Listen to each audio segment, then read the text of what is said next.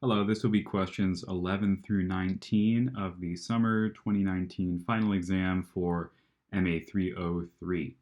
If you want the first two sections of the exam, I kind of split it up into the exam 1, 2, and then new final content portions. This being the last and the final portion. Sorry, talking's a little hard today. You can go take a look at the other videos I posted for this class. They're all up there. Sorry, it's not in all in one go like usual. Okay, we have a lot of boundary value problems to deal with here. We've got heat equation stuff, wave equation stuff, Laplace equation stuff, and then all the way up through Surm-Liouville. Okay, question 11. Let's consider this heat conduction problem. What's the temperature at x is equal to 5 after the temperature profile along the rod has reached a steady state? So, if the temperature along the rod is at a steady state, that means that as you increase time, like say we're at t is equal to infinity, let's say we go another infinity units of time into the future, the temperature at any point along the rod will not change because it's at a steady state. So the rate of change of temperature with respect to time is 0. So that means that all derivatives of u with respect to t are 0. So we can, instead of using uxx is equal to ut, we can just say that uxx is equal to 0. Integrating twice with respect to t, we get u of x is equal to ax plus b. Now we should be able to apply these two boundary values, namely that the left side of the plate, u of 0 and t, for all t is held at 20 degrees, whereas the other end of the rod is held at 50 degrees, just to put those into a little bit of, context of what we're actually looking at there. So applying both of those, plugging in x is equal to 0, and setting that equal to 20, using this boundary condition right here, we see that 20 is equal to a times 0 plus b. So b is equal to 20. Plugging in this other guy right here, where x is equal to 30, and the whole thing's equal to 50, we get 50 is equal to 20 plus a times 30. And subtracting 20 from both sides and dividing by 30, we see that a is equal to 1. A is equal to 1. So that means u of x, the steady state temperature of the rod for any x along the rod, is equal to x plus 20. Okay, and what are we looking for? The temperature at x is equal to 5. Well, that's easy. U of 5 is just 25. It's nice to kind of look at what's actually going on here in this problem. So just to give you a little bit of an idea of what's going on, we have our rod. Here is our rod, and for all time, the left end of the rod is at 20 degrees. The right end of the rod is always at 50 degrees, and the steady state is exactly what you'd kind of hope it would be. It's not some kind of weird function in between. It's not even some kind of nice curve that would be slightly tougher to deal with. It's literally just a line. That's all it is. And hopefully that makes a little bit of intuitive sense if you think about what would happen in real life. Heat would distribute itself, with enough perfect assumptions and conditions present. It would distribute itself like this if you had a refrigerator on one end, even though 20 degrees. Well, it doesn't even matter what these degrees are units of. If you had one end colder and one end hotter, you'd get this kind of linear relationship. Okay, I'll stop rambling. Question 12. The heat conduction problem given here has a general solution of that form. What is the temperature at x is equal to 30 after the temperature profile along the rod has reached a steady state?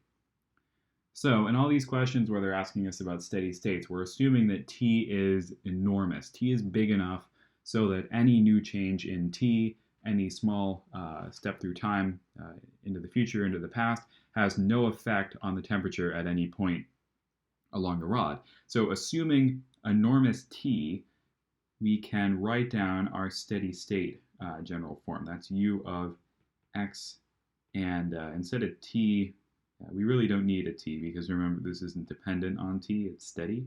We'll get a0 over 2, that doesn't have any t's in it, plus the sum from n is equal to 1 to infinity of an e to the negative n squared pi squared t over 9,000, sorry, t over 900. But what do we say about t? T is enormous. T approaches infinity here, or t is infinity. It doesn't really matter how you think about it. But what that's going to do is give us e to the negative infinity right here, and e to the negative infinity approaches 0. So we are just left with this guy right here, that our steady state temperature is just a0 over 2. Now a0, we know the formula for that. We can just apply a nice easy formula. Which is just the normal one that we always use. So let's take both of these guys down here for just a second and apply this initial condition here, this initial heating profile of the rod. So u of x0, this whole piecewise function, is equal to a0 over 2 plus the sum from n is equal to 1 to infinity of e to the negative 0, so that just gives us 1. So an times 1 cosine n pi x over 30. And we can just find this a0, which is the same a0 that we're dealing with over here, and that will just be 2 over what is our length, what is our L, that's just the boundary on x, so that's 30, 2 over 30, integral from 0 to 30 of f of x dx. And what is our f of x? Well, it's this piecewise function. It's this piecewise function right here. And really, instead of doing some integration where we could mess up, I'm actually going to graph this thing. So we're dealing with 80 from 0 to 5, and 10 from 5 to 25, and 0 from 25 to 30. And actually, all we want here is the area under this curve. So that'll be 80 times 5, which is 400, plus 25, plus 10 times 20, which is 200. That gives us an area of 600. That's that integral right there. So a0 is just 2 over 30 times 600. Ooh, this will be interesting. We have 120 over 3, which is just 40. And since u of x, our steady state, is just a0 over 2, we get a0 over 2 is equal to u of x is equal to 40. So we see that the temperature along the rod at any point at all will just evaluate out to 40. Okay, then this is a little bit of a weird one. Question 13, the solution to this wave equation is given by that general form there. We are looking for Cn. Okay, so like one of the problems from exam 2, what we're trying to do here is isolate the thing with Cn in it, this sum here, and get rid of this other guy. And in the process, we'd also like to get rid, or at least have this thing with t in it evaluate to 1, so we can just use our normal equation for the constant in a Fourier series. So what would happen if we plugged in this initial condition here where t is equal to 0, because really we want t to be equal to 0 so we can get rid of these things with t in them, or at least have them evaluate to 1. So if we just plug in t is equal to 0, what's going to happen? This sign will become 0, so this entire component will become 0, and this cosine will become 1. And that's no good. We're not looking for dn. We don't want to get rid of our Cn expression. We want to get rid of this guy right here. So this is useless to us. What about this u sub t over here. So we need to take a derivative of this sign with respect to t. It'll become a cosine, and it'll evaluate to 1. So that's nice. But will it get rid of this dn sum over here? Well, if we take the derivative with respect to t, this cosine becomes a sine. We plug in t is equal to 0, and yeah, this entire thing will get out of the way here. So let's actually find ut of x and t. That's going to be the sum from n is equal to 1, n is equal to 1 to infinity of cn times n pi over 5 cosine of n pi t over 5. That's a bad 5. 5 sine n pi x over t. Okay, awesome. And we're really just applying this initial condition, boundary condition here where t is equal to 0. So I'll just plug in t is equal to 0. This cosine will go to 1. Sorry, this is n pi x over 5, not t. Sorry about that. Okay, and there we go. This lets us find Cn very easily because we know that this is approximating the function 3 minus x. We're just plugging this guy in right here. So we can say that this entire constant, Cn times n pi over 5, is equal to our normal expression for Bn. That's 2 over L, where L in our case is 5. Integral from 0 to L, again, is 5. And then we need our function that we're approximating, 3 minus x times sine n pi x over 5 dx.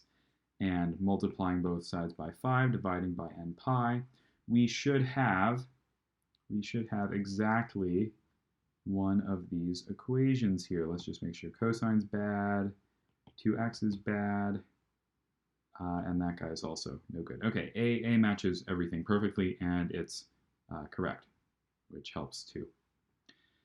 Question 14. An external periodic force with period 3 pi is applied to a mass spring system with m is equal to 2. What should the spring constant be so that the amplitude of the oscillation increases without bound? Well, when you see the amplitude increases without bound, you should automatically be thinking, okay, well, resonance has to be occurring. And resonance will only occur if the Fourier series of the forcing function matches, or at least has one term that matches, the natural frequency of the mass spring system. So let's set that up. We're told that we have a mass spring system with m is equal to 2, so that would be 2x double prime plus kx. We're looking for that spring constant is equal to f of t, where f of t is a periodic force with period 3. And since this should work for any periodic force with period 3, let's just find one. We know that the period is equal to 2 pi over whatever we put in our sine or cosine function. So 2 pi over n. No, n's a really bad one to use here. 2 pi over a. Okay, so if we want a period of 3, what does a need to be? Where this function f of t, is we'll just have it be a sine, is the sine of at. Okay, what should a be so that this is equal to 3? Well, let's just solve that. 2 pi over a is equal to 3, so a is equal to 2 pi over 3. So we can just have our f of t be sine of 2 pi t over 3. And that should make things a little bit easier for us because we can just go over here, take a look at our differential equation here. What is the natural frequency of this differential equation? Well, that's just going to be, in the general case, root k over m. That's omega 0, root k over m, where k is unknown and m is 2. And that's our natural frequency there. So we need that natural frequency to match up with the the frequency of our forcing function there. So all we need to do is set root k over 2 equal to the frequency here, which is 2 pi over 3. Squaring both sides, we get k over 2 is equal to 4 pi squared over 9, and multiplying both sides by 2, we get k is 8 pi squared over 9. And that is answer choice E. So I hope you can see in this question how sometimes if they're just giving you some general case, like we have some arbitrary function of period 3 that's periodic and applied to the spring system, sometimes it's in your best interest to just to find one, because it should work for any of them, right? So if you find one that's easy for you to work with, you can avoid doing more actual math behind the scenes. I'm pretty sure that the actual answer for this that Chen has written up does a little bit more, goes into a little bit more depth, does some more calculations that we avoided by picking a function on our own. Okay, that's nice. Question 15. The solution to the following Laplace's equation can be written as some set of constants times some set of fundamental solutions multiplied together. We are finding those fundamental solutions. Okay, so doing separation of variables, we're assuming that u of x and t is some function big X of only x multiplied by some function big T of only t. We can use that and plug it into this equation here, and we get big X double prime times t is equal to negative big X. Oh, sorry, we're not dealing with t, are we? We're dealing with y. Whoops, this is a y of little y. So negative big X times big Y double prime. Separating our variables, we can divide by y over here and big X over there, and we are good. Now we have an important decision to make. Are we going to use positive or negative lambda, our separation constant? So each of these can either be set equal to negative lambda or positive lambda, and the decision is, very important here. All we're looking for is this. And really what we should do at this point is actually graph our plate and see what's going on here. So we're told that the heat, so U at 0 and y, so that is for x is equal to 0 and all y, that's this side right here, that is equal to 0. Also, U at a and y, so this is x equals a, that is also 0. What else? We see that u for all x and 0 y is equal to 0, and u for all x and y is equal to b is equal to g of x. This is y is equal to b. So the only thing we're looking for is what axis has 2 zeros on it. In our case, that's x. What that tells us is that we need x to be composed of sines and cosines. If x is not made out of sines and cosines, and if it's instead exponentials, there is no linear combination of exponentials that can have us starting off at 0 and getting us back to 0 at x is equal to a. You can try it, it will not work. Okay, so we know that we want x. We know that we want x to be composed of sines and cosines. How are we going to do that? Well, we're going to use negative lambda.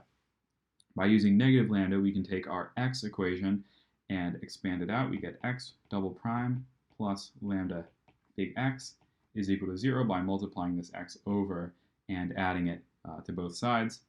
And the general equation or form of a solution to this guy, if we say that lambda is equal to alpha squared, just to help us along a bit, alpha squared, the general solution here will be x of x is equal to a sine alpha x plus b cosine alpha x. Okay, awesome. And the reason, by the way, that we're continuing with x first to solve instead of y is, well, we'll take a look. For y, we only have one really usable boundary value here because g of x is just arbitrary. So along y, this guy is useful, this guy is not, whereas along x, we have two useful boundary conditions, and we'll be able to solve for our eigenvalues as well as one of our eigenfunctions just by doing this. So we know that x at 0 is equal to 0, and also that x at a is equal to 0. So plugging in x at 0, well, this sign will just go to 0, and we'll be left with b times 1, and that is equal to 0. So that means that b is 0. We can get rid of that b term completely. We also just said that x at a is equal to 0. That's a sine alpha x. A sine alpha x. There we go. Now, sine only evaluates to 0 when it's when the thing that's the input for it is a multiple of pi. So we can say that this alpha x has to be n pi. Alpha x is equal to sorry. I'm not following the rules here. We're evaluating x at a, right? So this x has to be an a. So that means that alpha a is equal to n pi, or alpha is equal to n pi over a. That's very useful information for us because it lets us find our first eigen function, which is x of n. X of n is equal to the sine of alpha x, where alpha is n pi over a. So n pi x over a, like so. There's half of our answer right there.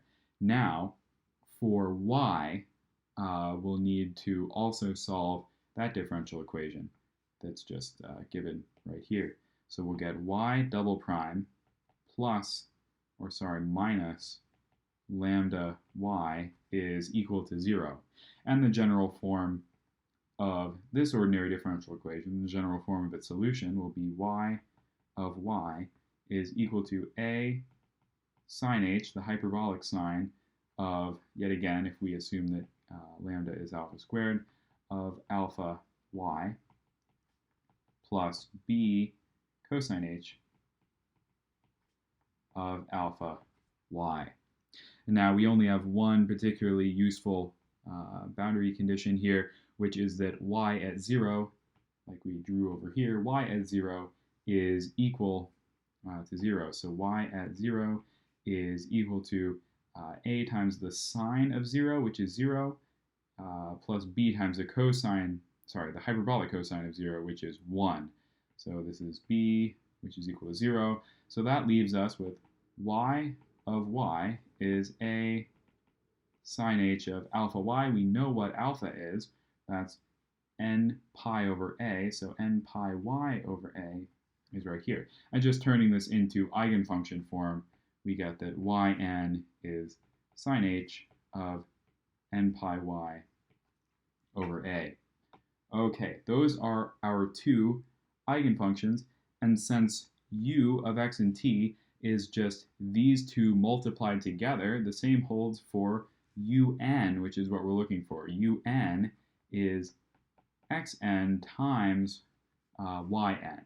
And multiplying these two together, our xn and our yn, we get sine h of n pi y over a times the sine of n pi x over a, which is answer choice C.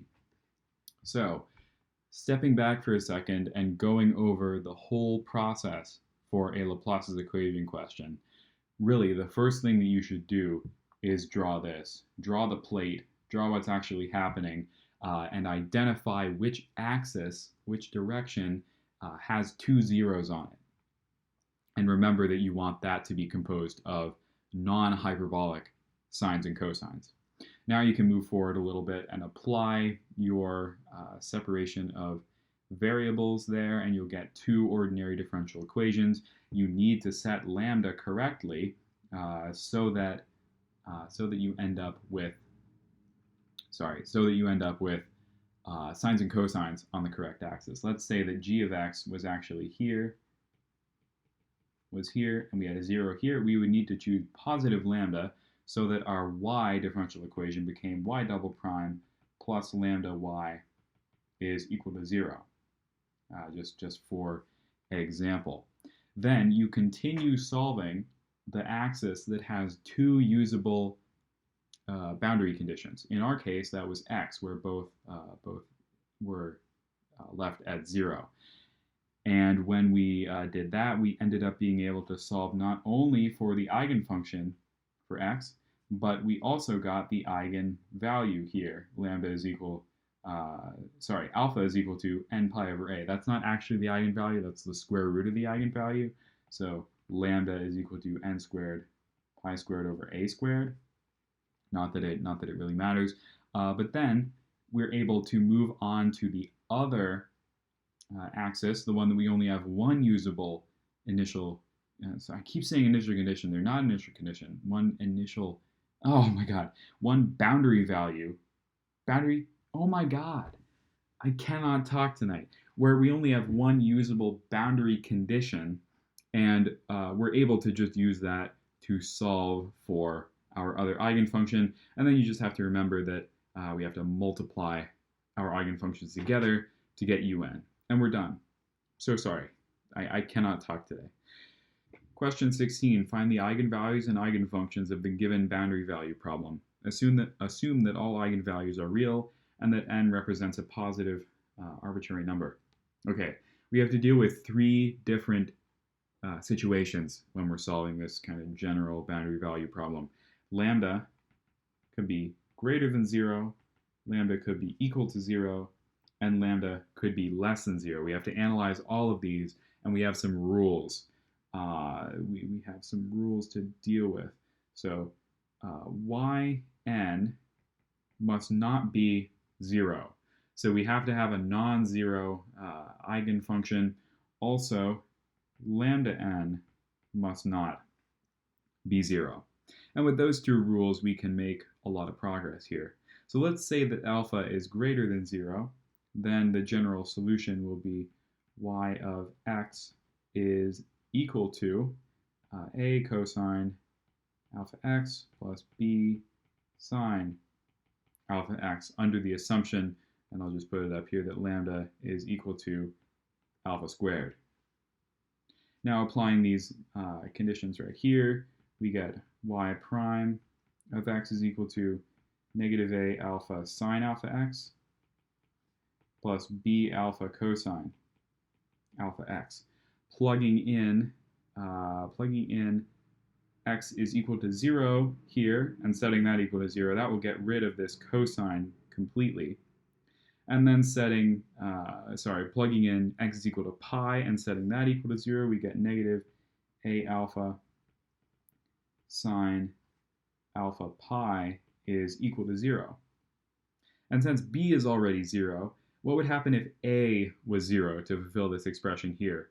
Well, that would mean that y of x is equal to 0, and that would violate this thing right here, which says that we must have a non-zero eigenfunction. Also, since lambda n cannot be 0, and since alpha squared is equal to lambda, this alpha cannot be 0. So the only way that this equation is 0 is if this sign evaluates to 0, which will happen when alpha pi is equal to n pi, or alpha is equal to n, lambda is equal to, lambda n is equal to n squared. And what does that give us for an eigenfunction? That's just yn is equal to the cosine of alpha, which is n times x. Okay, I'll circle these two. That's half of our question done right there. And one thing that I do want to touch on quickly, because it will come up in just a second, is what we're actually doing when we take y of x in this form and turn it into y sub n in kind of the eigenfunction form. So really all we're doing is kind of magically getting rid of that arbitrary constant there. And how I think about it is we're almost factoring it out and then completely disregarding it. So we factor out the a, and we're just left with our eigenfunction, which is cosine of alpha x. Now let's move on to lambda is equal to 0. This just gives us y double prime is equal to 0. Integrate twice, we get y of x is equal to ax plus b. Applying these boundary conditions, we get that y prime of 0 is equal to a is equal to 0. And applying the other one doesn't give us any new information. So we know that y of x is equal to b. Okay, well, how do we put that into eigenfunction terms? Well, we said that we want to factor out b, and everything that's left on the right side is our eigenfunction. So b times 1 is y of x, so that means that y of n is equal to 1. And what is our lambda n? Well, that's just 0. So there we go. There is our second half of our question, because you'll see if we plug in lambda is less than 0, we get y double prime minus lambda, minus lambda y is equal to 0. This has the solution y of x is equal to a hyperbolic sine of alpha x plus b hyperbolic cosine of alpha x. And one fact that we use about hyperbolic trig functions, or just exponentials in general, is that they cannot do the magical thing that normal trig can do, where it can hit 2 zeros along a certain length like this. So what that means is, in terms of the wave equation, we talked about it up here, if we have an axis with 2 zeros on it, that axis's eigenfunction has to be in the form of sines and cosines. No hyperbolics or exponentials are allowed, because if they do, they just will not be able to hit both of those zeros. There is no linear combination of hyperbolic sines and cosines, or the exponentials that build them, that will allow you to do that. So this is, no, does not work. Okay, so we have our answer here, and I just have to find the correct answer choice. I'm pretty sure it is that. Yes, okay, perfect. Just remember, for this kind of problem, you have to check lambda greater than 0, lambda equal to 0, lambda less than 0, and that is it. That's your job for this type of question. Question 17. This boundary value problem has some eigenvalues and some, eigenfunctions. What are beta n? Okay, let's find the general solution here. Y of x will be a cosine alpha x plus b sine alpha x, assuming that alpha squared is equal to lambda. Let's apply our easy boundary condition first. That will just turn this cosine, or it'll set a equal to 0, so it'll turn that cosine into 0, and we are just left with b sine alpha x. That's not a very good alpha. B sine alpha x. Now let's take this and plug it into this second boundary condition right here. We get b sine of alpha plus 2b alpha cosine of alpha is equal to 0.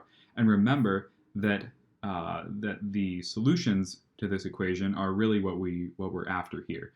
We want to know when and for what values of alpha this all works out. Those are the only things that we care about. Just like when we are solving other boundary value problems, and we end up with like sine of alpha x is equal to 0, we can say that this occurs for alpha x is equal to n pi, and then we get our answer there. This is exactly that same process, even though it feels a little bit different. So figuring all of this out, let's replace alpha with x, because that's what they do for the answers, because we end up just having to graph these guys. And we end up with, if we rearrange things, minus 2x is equal to the tangent of x. Now we're going to do a little bit of weirdness here, because remember, the only values of x that actually matter here are the roots, the places where these two functions intersect. We will denote these beta n. This is just the increasing set of positive roots of these two functions here. And then what we would do, just to show you how they get the eigenfunctions here, we know that this, because we replaced alpha with x, and then we're saying that beta n are the important values of x for us to deal with, we can just write yn as the sign of alpha, where alpha is beta n, so beta n x. And that gives us that same eigenfunction right there. And what did we say a second ago? What are beta n? They're the positive roots of the tangent of x is equal to negative 2x. Sorry. This stuff gets really hairy, and it does feel really sketchy doing these kind of problems. And yeah, that's just kind of how it is. I'm sure Chen's lecture, or whoever you're taking it from, although you really should just go watch Chen, does a much better job explaining what's actually going on behind the scenes than I did for these Surm-Liouville type problems. Please go take a look at those if you're unsure. After solving a Surm-Liouville problem, we obtain the eigenfunctions. Here we are expanding, doing an eigenfunction expansion of f of x is equal to 1 in terms of eigenfunctions. Okay, what do they want us to do here? Well, remember that one of the things we learned is that the equations for an and bn for Fourier series are actually specific cases of a more generalized formula for any constant Cn for a Surm-Liouville problem. So Cn in general is the integral from 0 to L of f of x times, in our case, that will be yn of x dx over the integral from 0 to L of yn of x squared dx. And this is slightly different from the form that you'll see everywhere else. You'll see an r of x in the top and bottom integrals, but the nice thing is, for this class, r of x will always be 1. You do not have to care about it. If there's a spot on your homework where they ask for r of x, 1. It's always 1. It's always going to be 1. We don't know how to solve it if r is not equal to 1. At least that's the impression that I have. So let's plug in some values here, and we should just be able to integrate and get our answer. We know that yn is the cosine of beta nx over L, cosine of beta nx over L, and down here that'll be the cosine squared of beta nx over L, which we can just replace with 1/2 plus the cosine of 2 beta nx over L over 2, like so. And then this f of x, we're just trying to expand. F of x is equal to 1. And what is our value for L? Actually, we're not given an L. X just runs between 0 and L, so we have to keep that generalized. Okay, let's take our top integral. We are going to get L over beta n times the sine of beta nx over L on 0 to L. That will give us L over beta n sine of beta n. And then when we plug in 0, we are just going to get big fat 0. So on top here, we just get L over beta n sine of beta n. Then on the bottom, we have the integral from 0 to L of 1/2 plus all that crap. So we're going to get x over 2 plus 1/2 times L over 2 beta n sine of 2 beta nx over L, all on 0 to L. This will give us L over 2, and then plugging in L for x, plus L over 4 beta n sine of 2 beta n. Ooh, this is getting complicated. Then plugging in 0, we just get another 0. Okay, so on the bottom here we have L over 2 plus L over 4 beta n sine of 2 beta n. And we can do a lot to simplify this thing right here. Let's go grab it, drag it down here, and start simplifying.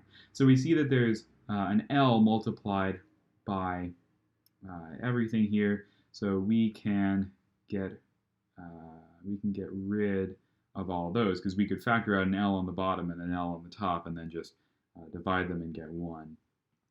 So I'll get rid of all of those. Then let's multiply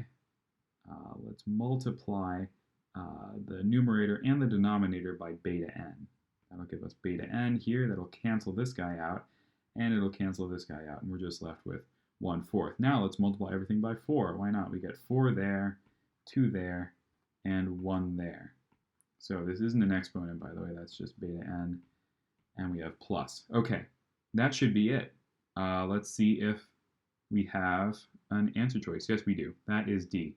So these questions really aren't bad. If they ask you to find Cn, you should be pretty happy, because it's an easy process. You just have to be really sure to not drop anything when you are finding Cn. Just with all those integrals. Just remember, r of x is always 1. Do not think about it. It is 1. End of story. Okay, this is it. Question 19. A uniform bar of length L is made out of a material with some density and some Young's modulus. The vibrations of the bar satisfy that equation right there, and we're given 2 initial conditions. What are the natural frequencies of the longitudinal vibrations? Okay, let's apply separation of variables here. Is that a delta or a sigma? I cannot remember, and I apologize because I'm probably wrong about both. So this will be delta times big X times T double prime is equal to, I know that's an E, that's definitely an E. Really, I think it's a capital epsilon. I don't even know. Big E times X double prime T. Separating things, and we'll keep the E and the delta or sigma, whatever it is. I'm really sorry. We'll keep those together. Over here, we'll get an X down there and a T over there. So we're looking for our longitudinal vibration. So we're gonna solve for X. Let's solve our X equation. Really, just because these 2 initial conditions, boundary conditions that were given, change on X, right? We don't have anything plugged in for T, so this is dependent on X. Okay, we end up with E times X double prime, and then what do we want to use for our separation constant? Well, since X has to be 0 for X is equal to 0 and X is equal to L, we want it to be composed of sines and cosines, so I'm going to use negative lambda. So plus lambda delta, maybe that's a delta, times X is equal to 0. We can divide by epsilon here as well. Okay, sorry, I mislabel things all the time. Okay, let us get the general solution here. That will be x of little x is equal to a cosine of the square root of all of this stuff, except that we can say that lambda is equal to alpha squared. So we will get the square root of this thing times alpha x plus b sine square root of delta over epsilon alpha x. Okay, now plugging in our first boundary condition where x at 0 is equal to 0, that will get rid of this cosine.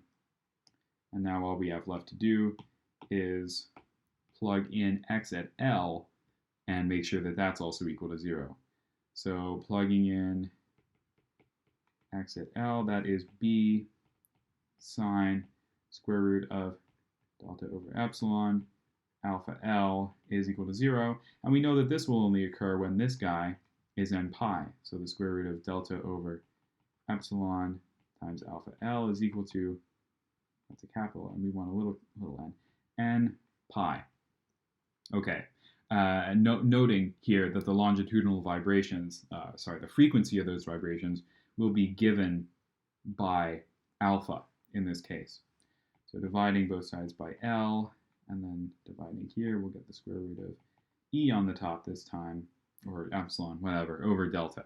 So that is m pi over L, square root epsilon over delta. That's totally a sigma.